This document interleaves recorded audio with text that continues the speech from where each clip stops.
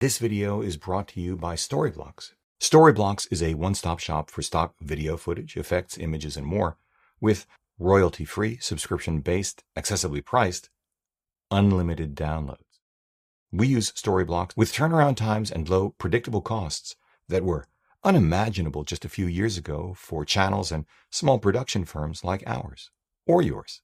If you're a video creator with an ambitious vision for a project, a one-man band, a small agency, or a production company, leveraging the reach and skill of people around the world through existing assets that they've created is the way to achieve that vision in the shortest, most cost-effective time frame possible. No worries about monetization or copyright issues. Whatever your project, stock footage, stock music, stock effects can become key.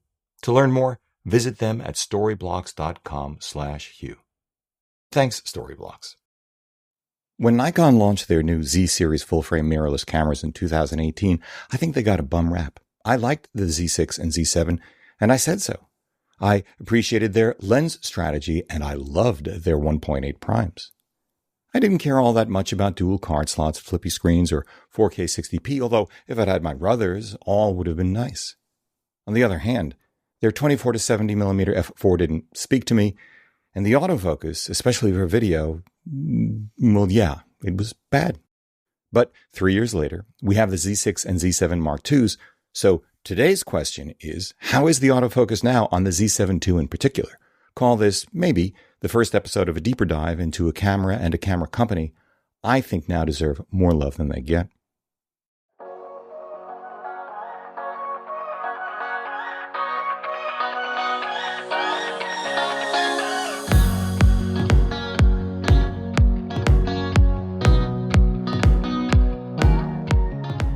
Hey everybody, I'm Hugh Brownstone for Three Blind Men and an Elephant, and today is going to be a bit different. I'm going to do relatively little talking, but a whole lot of showing as I walk you through what I've learned about Nikon's Z7 II autofocus performance.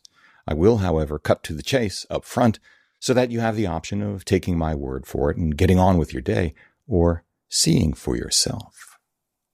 Half a freaking hour of seeing for yourself across 6 use cases: the emphatic lean-in during video test, the product showcase whack-a-mole during video test, the Braun Nizo S56 motorized slider tracking during video test, the real-world handheld shooting during video test, the real-world stills test, and the manual focus-only stills test. 3 different cameras, the Z7 II, Z6 II, and Sony's A7C, 2 different formats, full frame and APS-C, 5 different lenses, 4 autofocus lenses and 1 manual focus only lens, and 2 different shutter speeds at the same frame rate, 1/50th and 1/100th of a second, all in pursuit of better understanding precisely what it is I'm seeing. I find this kind of testing exhausting and not psychologically rewarding. But sometimes, as that great Shakespearean philosopher Captain Hammer said, a man's got to do what a man's got to do.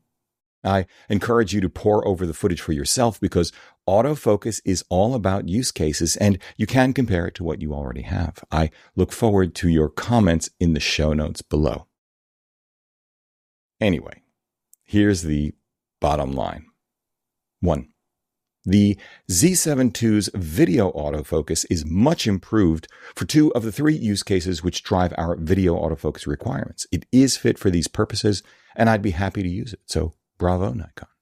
The 2 most important uses of performant video autofocus for us are A, to cut down on production time by demoing products during talking head videos like this when it makes sense, obviating the need for separate B-roll, and B, to maintain credibility during live streaming either when I'm speaking to a larger audience or when I'm consulting or mentoring photographers one-on-one in real time. As I just said, it's an issue of credibility. If my gear doesn't work seamlessly in either case, not good.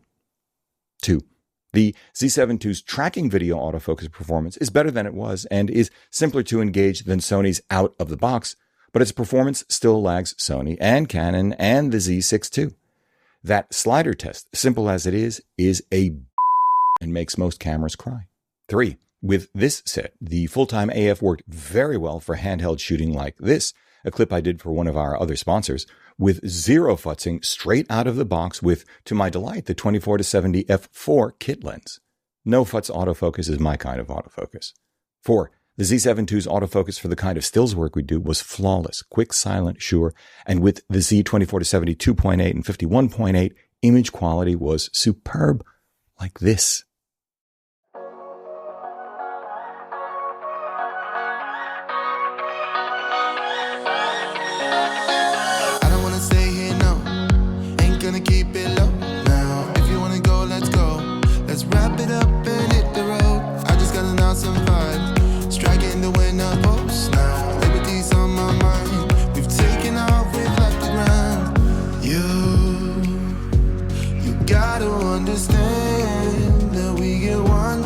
one chance, you will never regret the things that we'll do. 5. The Z7 II has such a light, compact body with IBIS and a nice EVF. Don't get all caught up in how many dots it has. It looks very good. That I wanted to see how it would work with manual focus M-glass. The short answer? Very well. The EVF handles it with aplomb, and the Z7 II's focus peaking gives you a choice of colors and sensitivities. But it was only when I went into the menu and changed the function of the AF button on the back to 200% magnification for critical focus that it felt really good. I generally find across all cameras that magnification is superior to peaking. Mapping that function to the AF button yields for me a quicker, more natural movement than relying on the standard magnification buttons at the bottom of the camera, which you have to press each time to punch in a bit more. Though you do lose peaking focus right away with this remapping method, while using the buttons at the bottom retains focus peaking until you reach maximum magnification.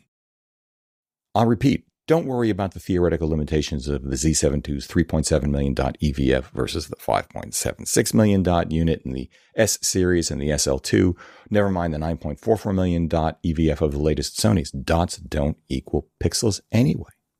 While these other units do offer higher resolution, and viewing through them is an enjoyable viewing experience, the Z7 II's EVF gets the job done at what is known as SXGA resolution, Nikon's optics including 0.x magnification yielding a far better experience than one might expect over older 2.4 million dot units, that is XGA. As I understand, the refresh rate is unchanged at 60 Hz. I can't attribute any satisfaction to that number. Finally, 6. If your emphasis is more on the video side of things, and you are as particular as I am, you should go for the Z6 II instead, unless you truly want and need the extra megapixels, and if you do, I understand. Not only is the Z6 II's AF better, but the footage is better too. It took me a while to figure this out, but it's an important point. If you're going to invest in great glass, you want to be able to see great results, even at 4K. To a lay audience, the difference is not likely to register, but again, for someone like me, the difference is quite stark. Even starker when compared to the Sony A7C.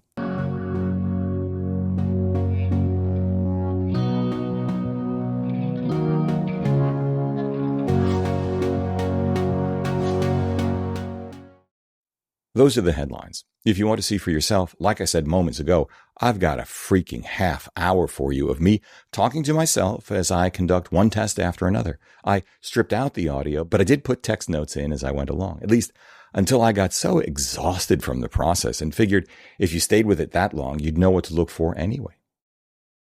All of which is to say, eventually I just stopped even the notes, leaving you the footage and identifying what was doing what with what settings. But there is some good music if you're into Billy Cobham-style jazz, courtesy of Audio Sockets. And if I don't subconsciously forget to put them in because they're such a seventh-level pain in the I'll give you minute markers as I switch from one setup to the next so that you can scrub directly to whatever interests you. I am so done.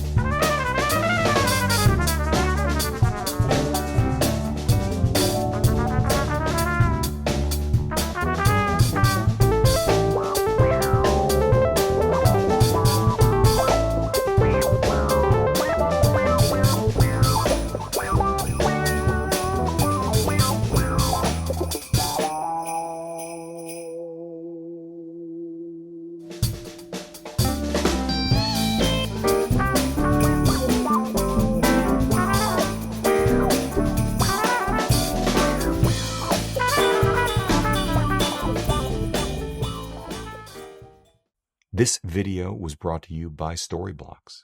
To learn more, visit www.storyblocks.com/Hugh. Thanks, Storyblocks. If you like what you've seen here today, please give a thumbs up, subscribe, join the conversation below, because this is an incredible audience. If you'd like a copy of our Streets of New York, the book, head over to www.3bmep.com/books. If you'd like to schedule a one-on-one video session with me for a portfolio review, explore or hone your artistic voice, select gear, and more, sign up at www.3bmep.com/booking. Finally, consider supporting our work by using our no-cost-to-you affiliate links down below, picking up some official Three Blind Men and an Elephant swag at 3bmep.threadless.com, sending coffee money via PayPal, or best of all, join us as a patron over at Patreon. However you choose to support us, as always, we thank you for it.